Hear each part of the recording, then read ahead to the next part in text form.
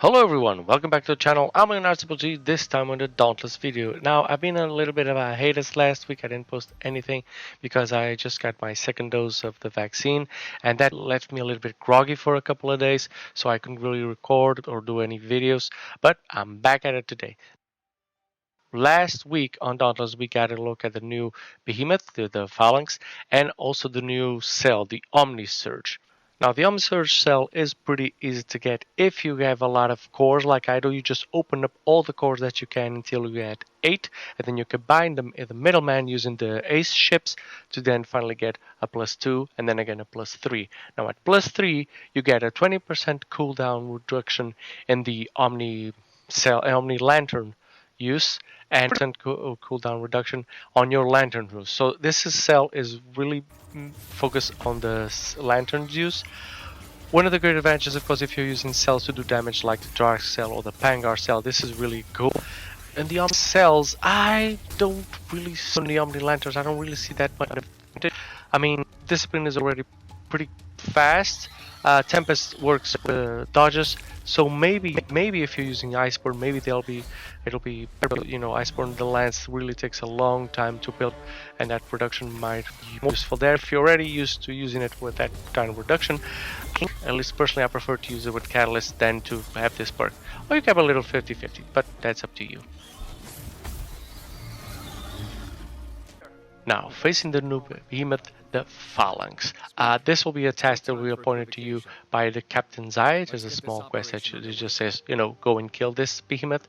And you go to the last island, the Blazeworks, and in here, you have to kill a behemoth. You have to kill the behemoth so you can get energized. There'll be a little icon which is like a thunder a bit below your health bar, and that means you are energized or you are empowered, and then you can go around and search for valves that are open. You can see a gush of steam coming out, and you have to go to that valve and close it. Now, at first I thought I had to kill a behemoth, close a valve, kill a behemoth, close a valve, but that's really not the case.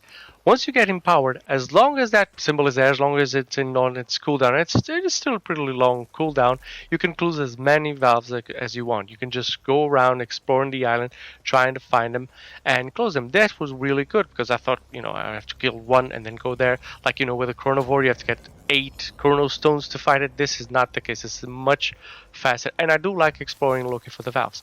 The only thing I didn't realize, or I don't realize yet, is are the valves already all open, or once you close one, another one opens? I think it's more the latter. I think once you close a valve, the other one will open. It's not like they're all open and you can just run around finding where everyone is, then kill a behemoth and go directly at them. No, you find one, you kill the behemoth, and then after you close that one, the other ones will open. Still, it is a really cool pre-event. I like the part where you get a little bit of exploration. I do enjoy that, and it's a lot better and a lot faster than the Chronovore. Now, once the valves are all open, you fall down to the pit and you have this pre-fight. Yes, it's like the Chronovore, you have to fight a little behemoth before you fight the big one. I don't know why this is a thing. I don't even know why this event is a thing, but I'll get to it at the end. So yeah, you have to fight a Shrike and his shadow. It's a little bit like you fighting Shroud and he has his shadow. This is the same. There's only one Shrike where it actually takes damage. The other one is just there, to be a nuisance. But it's really not that hard to beat him if you already fought Shrike a bunch of times. You know his moveset and his weak points, so you can deal with him really fast. Then you get to the proper event. Phaelanx appears. Now, just looking at Phaelanx, he looks really cool. He looks like a mechanized owl, part owl, part armadillo. He has movesets from both. Sometimes he twirls at you like the Pangar, he rolls into a ball and comes at you. Sometimes he opens. There's a part when he goes Aether that he shoots laser beams from his eyes, which is really cool. When he's an armadillo, he closes up and he releases his wings in form of missiles. Now, these aren't as destructive, I think, as the Quill Shot, or they don't seem as dangerous as the one that the Kill Shot, but it can still do a lot of damage if if you're right next to him. His moveset is really great, but also fighting him is really cool because he telegraphs well. his attacks. You can see what he's going to do, what's going to happen the next attack. And also it's easy to follow his movement. His movement is very similar to Shrike, so maybe he jumps around and tries to land on you. Maybe he runs around a little bit. Maybe he tries to get you with his talons like Shrike, flying around. So it's a moveset that you're familiar with, although it brings something new to the fight. But it's not that hard, because unlike the Chronivore, you can actually see what he's doing and what he's going to do next, and you can plan and dodge in accordance. Against the Chronivore, you can't do that. I mean, he's so hectic and moves so all over the place that you can't, sometimes even difficult to boop him. And speaking of boop, I do know that you can boop this behemoth. I just haven't figured out where. I really didn't see an opportunity to boop him, but it's not really necessary. If you take frost weapons at a good survivability, and I did, I think I'll show you the build at the end. I took a little bit of survivability on everything, with Rage Hunter, with Aether Hunter, with Fireproof also, because we use a fire behemoth. So I got a little bit prepared I didn't know how tough he was going to be, so I got to prepare with that. Also took Iceborne, and I took frost weapons, the axe, which is actually the strongest weapon in the game right now. So I can say that yes, it wasn't very difficult to beat him solo. I got to break all his parts, and I got all the parts that I required for him. So yeah, I enjoyed the fight. I enjoyed the pre-event. All that is really, really good. I think Phoenix Labs did a good addition to the game with this character and with this fight. Now, going back to Ramsgate, I went and looked. Okay, I got a few parts. What can I build? Is it complicated to build? Is it easy? It's ridiculously insane, the requirements that you need to build just a single armor of this guy. Just to give you an idea, you have to break his head and his beak, and you need 9 beaks to build each part of his armor, and he has 4 parts, so it's 36 times that you have to beat him just to get that one part just to build his armor. And I thought, this is absolutely insane. Okay, they have Phoenix has been doubling down on parts requirements ever since the Chronivore, and even with the Agorist, there was this thing where you have to get 10 of his vine arms, and then they reduced it, I think, to 6.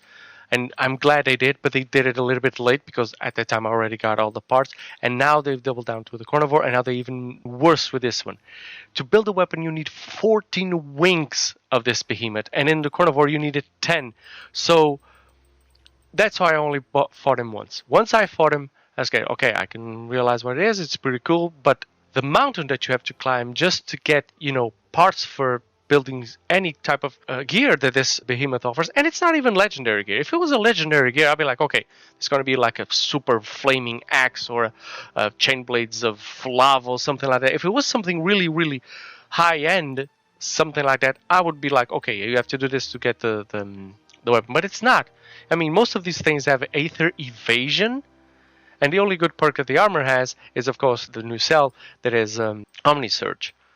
So yeah, I immediately felt the game was pushing me back. I really felt that the game was just pushing me back to, I needed some distance over the game, because I didn't even realize why the hell this was an event. I mean, if it was supposed to be an event like a Chronivore, the Chronivore was an event because in substitution of the Radiant Escalation. They didn't make a Radiant Escalation, so they made this event.